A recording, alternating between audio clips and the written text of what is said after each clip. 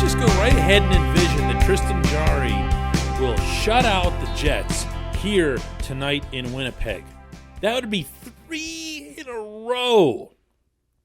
And it still wouldn't buy him any faith from anyone that he'll be okay for the playoffs. Am I right? Good morning to you. I'm Dejan Kovacevic of DK Pittsburgh Sports, and this is Daily Shot of Penguins coming to you from Winnipeg, Manitoba. If you're into football and or baseball, I also offer up daily shots of Steelers and Pirates where you found this. But I've been all about hockey here for a while, covering the Penguins through this Canada trip, which so far has been an immense success, with a 6-0 shutout of the Canadiens in Montreal, a 2-0 shutout that was way more impressive of the Maple Leafs in Toronto after that team had won 10 of its previous 11.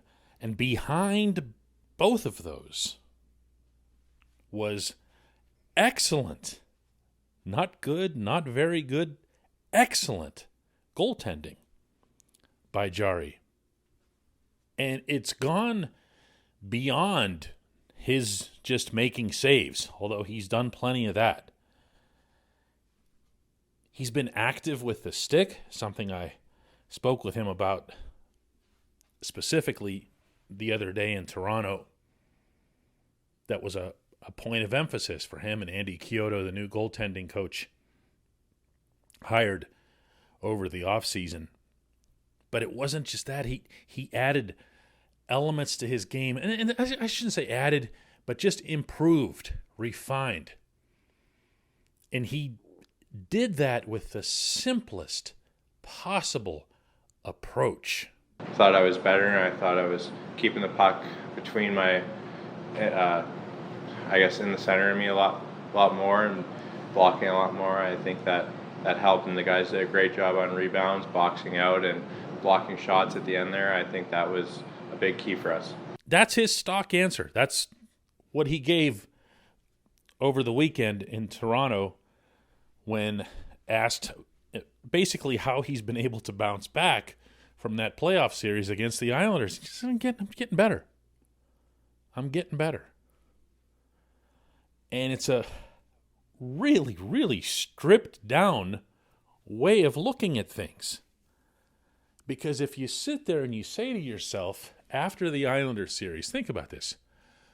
Well, I really shrunk from the occasion. I folded. I collapsed while the rest of my team was mostly playing well. I let everyone down. I can never have that chance back. This team can never have that chance back, and it was a pretty good group. Instead of doing that, he and Chiodo and Ron Hextall, by the way, who became personally involved in this, came to the conclusion that the best thing he could do was just become a better goaltender. Crazy, right? He didn't say, you need to toughen up, you need to think about this instead of thinking about that. It was just, hey, this thing that you do in such and such situation, here's how to do it a little bit better. Because you can look at all competitive athletics from the standpoint of mental skills, and it's a very real thing. The last thing I'm doing here is downplaying it. It matters. It matters. But as I was telling you, even back around the time of the Islanders series, one of the things that was so confusing about what was happening with Jarry was that he's not the type to get blown away by situations. He's the kind that's, more likely than not to just stay very even. And that is seen as a positive for a goaltender. He won't allow the previous goal to linger with him into the next one. That's a good thing. That's something that you want. I was also calling for him to take a more intense approach, a more how do I say this? Well, I use the Mike Sullivan word. He always says swagger whenever he wants to underscore his team playing with confidence. We want to play with swagger. We want to play with attitude. We want to play with an approach that we believe in. Well, that applies to your goaltender as well. And when you see some of the things that he did just in these last 2 games, I'm going to say this again, not limited to the saves. You'll see that he's performing like that. What came first? What's the chicken or the egg here? Is it the confidence or being a better goaltender? And then as a result of being a better goaltender, being more confident? Well, I think we're kind of getting that answer now. You know, this portion of Daily Shot of Penguins is brought to you by the very good people at the Greater Pittsburgh Community Food Bank, where they're committed to providing food for all of our neighbors in need across Western Pennsylvania, and they in turn need your help. Visit pittsburghfoodbank.org to find out how $1 from you is all it takes to produce and distribute 5 full meals. $1 equals 5 full meals. Visit pittsburghfoodbank.org.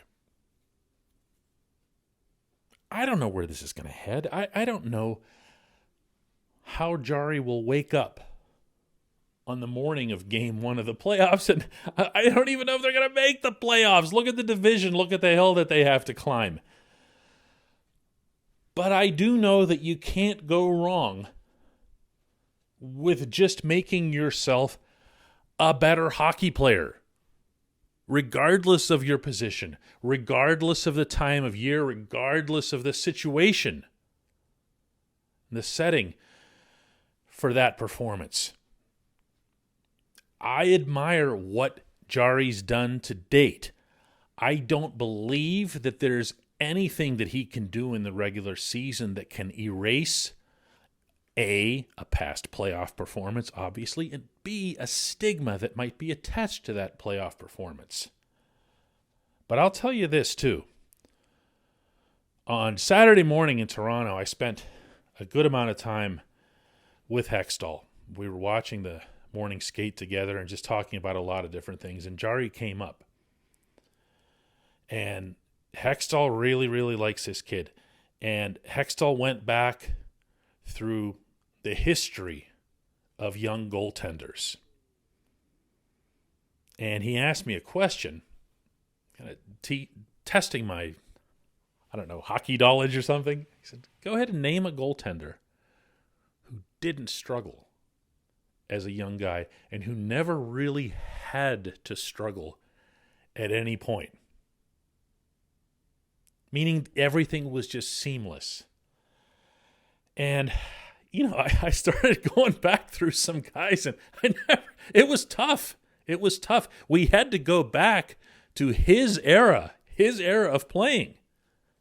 He mentioned Patrick Waugh. I came back with Martin Brodeur, but then we both realized the moment I said it, it's like, well, no, hang on a second, Brodeur. I mean, he played behind a team that never gave up any shots on goal. Tom Barrasso won Rookie of the Year in Buffalo and didn't struggle really at any point in Pittsburgh, but it's just a different time. You could give up 5-6 goals in that era and still win the game and still have been seen to play well. So it's a tougher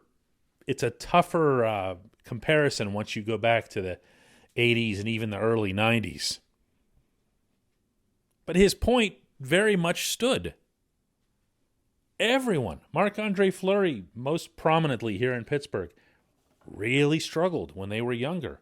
I mentioned Matt Murray coming up and looking like he was absolutely perfect when he was 22 and 23 years old, winning a cup in both years. But he ended up having his struggles too and continues to this day. Everyone takes some kind of step back. What a goaltender understands, that maybe not everyone will, is that the answer is to just keep getting better. When we come back, just one question.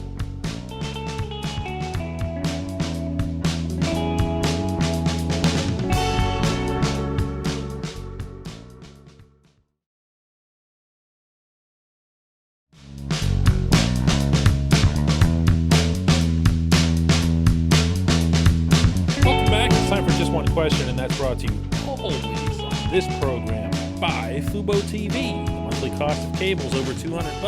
Fubo TV is $65 a month to watch all the same channels, including AT&T Sportsnet Pittsburgh. And right now, Fubo TV is offering our listeners of this show a 7-day free trial and 15% off your first month. Just go to FuboTV.com/DK. And our J1Q comes from Ricky, who asks, with Casey DeSmith struggling, is there any chance we see a different backup?